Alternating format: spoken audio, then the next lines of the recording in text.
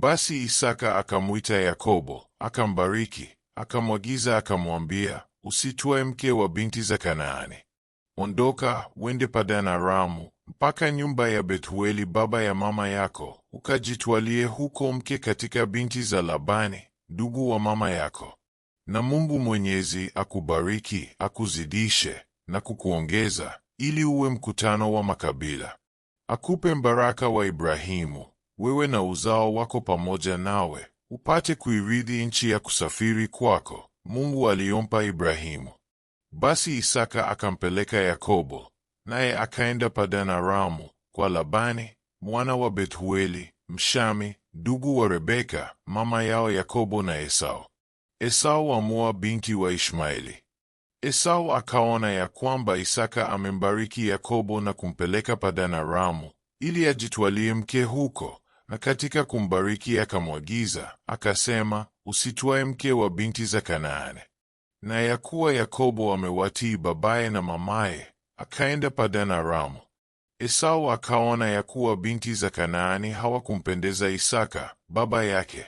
Basi Esau akaenda kwa Ishmaeli akamtwaa Mahalathi, binti Ishmaeli mwana wa Ibrahimu, ndugu wa Nebayothi, kuwa mkewe pamoja na wakeze aliokuwa nao. Ndoto ya Yakobo katika Betheli. Yakobo akatoka Beer-sheba kwenda Harani. Akafika mahali fulani akakaa huko usiku kucha, maana jua lilikuwa limekuchwa. Akatwaa jiwe moja la mahali pale akaliweka chini ya kichwa chake, akalala usingizi pale pale. Akaota ndoto, na tazama, ngazi imesimamishwa juu ya nchi, na ncha yake yafika mbinguni. Tena tazama, malaika wa Mungu wanapanda na kushuka juu yake. Na tazama, Bwana amesimama juu yake, akasema, mimi ni Bwana, Mungu wa Ibrahimu baba yako, na Mungu wa Isaka. Nchi hii uilalayo nitakupa wewe na uzao wako. Na uzao wako utakuwa kama mavumbi ya nchi, nawe utaenea upande wa magharibi, na mashariki, na kaskazini, na kusini, na katika wewe, na katika uzao wako, jamaa zote za dunia watabarikiwa.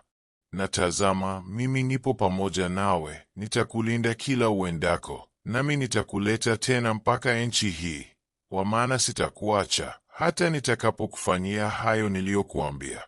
Yakobo akaamka katika usingizi wake, akasema, kweli Bwana yupo mahali hapa, wala mimi sikujua. Naye akaogopa akasema, mahali hapa panatisha kama nini! Bila shaka, hapa ni nyumba ya Mungu, napo ndipo lango la mbinguni. Yakobo akaondoka asubuhi na mapema, akalitwaa lile jiwe aliloliweka chini ya kichwa chake, akalisimamisha kama nguzo, na kumimina mafuta juu yake. Akaita jina la mahali pale Betheli, lakini jina la mji ule hapo kwanza uliitwa Luzu. Yakobo akaweka nadhiri akisema, Mungu akiwa pamoja nami, akinilinda katika njia niendeayo, na kunipa chakula nile, na nguo nivae, nami nikirudi kwa amani nyumbani kwa baba yangu, ndipo Bwana atakuwa Mungu wangu. Na jiwe hili nililolisimamisha kama nguzo litakuwa nyumba ya Mungu, na katika kila utakalonipa hakika nitakutolea wewe sehemu ya 10.